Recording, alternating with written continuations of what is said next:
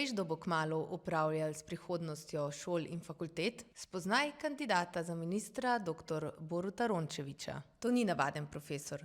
To je nekdo, ki je mnogo let gradil vzporedni imperij zasebnih fakultet, ki se napajajo z javnim denarjem. Pazi tole. Leta 2012, ko je bil na ministrstvu za šolstvo, je njegova fakulteta pobrala kar tretjino vseh javnih sredstev. Leta 2013 pa so razpis za koncesijo napisali tako, da je pogoje izpolnjevala samo njegova fakulteta za medije.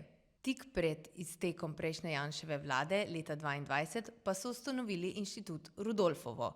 Dali so mu kar 5 milijonov evrov, vede pa je postal nihče drug kot dr. Borut Rončević. Študentje in stroka so takrat ostro protestirali.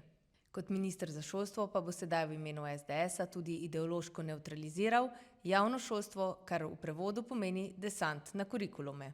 Mi podpiramo javno in avtonomno šolstvo, zato bomo glasovali proti.